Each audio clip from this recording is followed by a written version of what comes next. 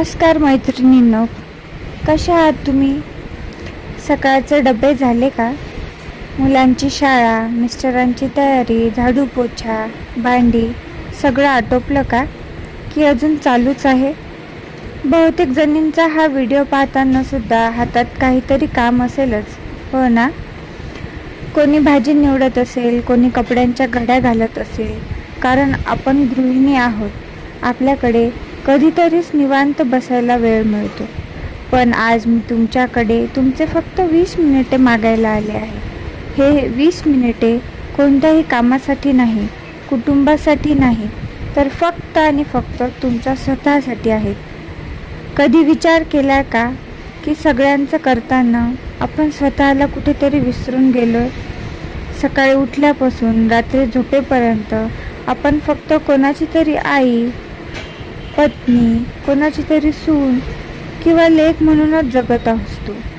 पण या सगळ्यात ती कॉलेजमध्ये स्वप्न पाहणारी, मनमोकळी हसणारी मुलगी कुठेतरी हरवली. आज आपण याच विषयावर अगदी मनापासून बोलणार आहोत. मैत्रिणींनो, बऱ्याचदा आपल्या सोसायटीत किंवा नातेवाईकांमध्ये कोणीतरी सहज विचारून जातं, काय ग, काय करतेस आजकाल?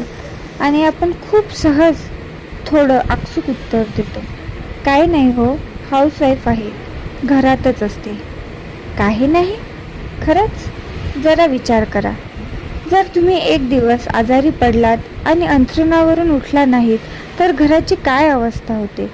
सकाळी चहा वेळेवर मिळत नाही, डबे रखडतात, कपड्यांचा ढीग पडतो, मुलांचं वेळापत्रक कोलमडतं आणि घरातल्या प्रत्येकाची चिडचिड सुरू होते.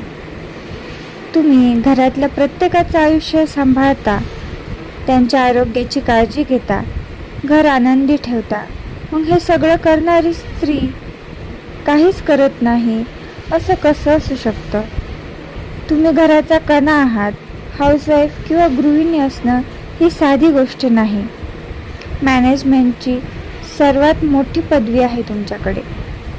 त्यामुळे आधी स्वतःला कमी लेखणं बंद करा.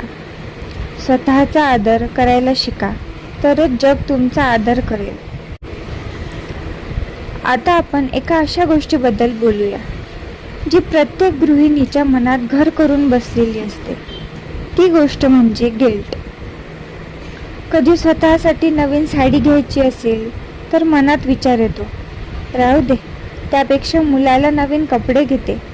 कधी मैत्रिणींसोबत बाहेर जायचं असेल तर मनात येतं, मी बाहेर गेले तर रात्रीच्या जेवणाचं काय होईल? मिस्टरांना त्रास होईल. अगदी दुपारी अर्धा तास शांत झोपायचं म्हटलं तरी मनात येतं, बापरे, एवढी कामं पडतील आणि मी कशी झोपू? स्वतःसाठी काहीतरी करणं म्हणजे स्वार्थीपणा नाही, हे आधी डोक्यातून काढून टाका. आपण जेव्हा विमानाने प्रवास करतो तेव्हा तिथे काय अनाउन्समेंट होते माहीत आहे का? आपत्कालीन परिस्थिती, आधी स्वतःच्या ऑक्सिजन मास्क लावा आणि मग दुसऱ्यांची मदत करा. हेच आपल्या आयुष्याचं आहे. जर तुम्ही स्वतः आतून आनंदी नसाल, शारीरिक आणि मानसिकदृष्ट्या थकलेले असाल, तर तुम्ही कुटुंबाला आनंद कसा देणार? जर तुमचा ऑक्सिजन मास्क नीट नसेल, तुम्ही इतरांना कसं सांभाळणार? त्यामुळे स्वतःसाठी वेळ काढताना, स्वतःवर खर्च करताना अजिबात गिल्ट बाळगू नका. आता तुम्ही म्हणाल, ताई सगळं बरोबर आहे ग, पण वेळ कुठे मिळतो आणि आता या वयात आम्ही काय करणार? तर मैत्रिणींनो, स्वप्न पाहण्याला आणि स्वतःची ओळख निर्माण करायला वयाचं कोणतंही बंधन नसतं. मी तुम्हाला असं म्हणत नाही आहे की तुम्ही घरदार सोडून थेट नोकरी करायला धावा, पण तुमच्यातली कला, तुमचा छंद तुम्ही जपू शकता ना? तुम्हाला कॉलेजमध्ये असताना छान गाणं गाण्याची आवड होती का? मग स्वयंपाक करताना गुणगुणा, एखादं गाणं रेकॉर्ड करा. तुम्हाला चित्रकलेची आवड होती, आठवड्यातून फक्त 1 तास काढा आणि कॅनव्हासवर रंग भरून बघा. तुम्हाला लिहायला आवडायचं, एखादी डायरी करा आणि तुमचे विचार लिहायला सुरुवात करा. किंवा तुम्हाला एखादा छोटासा बिझनेस सुरू करायचा आहे, जसं की केक बेकिंग, ब्युटी पार्लर, शिवणकाम किंवा घरगुती उद्योग. आजकाल डिजिटल युगात घरातून काय शक्य नाही. सुरुवात लहान गोष्टींपासून करा. रोजच्या 24 तासांपैकी फक्त 30 मिनिटे स्वतःच्या आवडीसाठी काढा. जेव्हा तुम्ही तुमची आवड जपताना, तेव्हा तुमच्या चेहऱ्यावर जे हसू येतं ते तुमच्या पूर्ण घराला पॉझिटिव्ह ऊर्जा देतं. तुम्ही फक्त एक आई किंवा पत्नी नाही आहात, तुमचं स्वतःचं एक अस्तित्व आहे, हे विसरू नका. दुसरी महत्त्वाची गोष्ट म्हणजे तुमचं आरोग्य. गृहिणींची एक वाईट सवय असते, घरातल्या सगळ्यांना गरम आणि ताजं जेवायला वाढायचं आणि स्वतः शेवटी उरलेलं सुरलेलं थंड जेवायचं. सगळ्यांच्या आजारपणाची काळजी घ्यायची, पण स्वतःच्या अंगावर मात्र आजार काढायचे. अरे हो, होईल ठीक, थोडं कंबरदुखीच तर आहे असं म्हणून आपण दुर्लक्ष करतो. पण लक्षात ठेवा, तुमचं शरीर हेच तुमचं पहिलं घर आहे. जर हे शरीर साथ देणार नाही तर तुम्ही काहीच करू शकणार नाही. म्हणून आजपासूनच स्वतःच्या तब्येतीकडे लक्ष द्या. सकाळी उठल्यावर किमान 10 मिनिटं प्राणायाम किंवा हलका व्यायाम करा. वेळेवर जेवा, भरपूर पाणी प्या. मनाला ताण येईल अशा गोष्टींपासून थोडं लांबच राहा. कधीतरी हक्काने मिस्टरांना किंवा मुलांना सांगा की आज मला आराम हवा आहे. आज तुम्ही मदत करा. घरातल्यांना तुमची मदत करण्याची सवय लावा. त्यांना स्वावलंबी बनवा. यामुळे तुमची कामंही हलकी होतील आणि त्यांनाही तुमची किंमत कळेल. मैत्रिणींनो, बऱ्याचदा आपली अवस्था होला हो करणारी होते. कोणीही काही काम सांगितलं तरी आपण स्वतःचा आराम बाजूला ठेवून ते करायला जातो. पण कधीतरी स्वतःसाठी नाही म्हणायला शिका. जर तुमची तब्येत बरी नसेल किंवा तुम्ही खूप थकले असाल तर हक्काने सांगा की हे काम मी उद्या करेन. नाही म्हणणं म्हणजे उद्धटपणा नाही, तर स्वतःच्या ऊर्जेचा आदर करणं आहे. आजकाल आपण इंस्टाग्राम किंवा फेसबुक इतर महिलांचे रील्स पाहतो.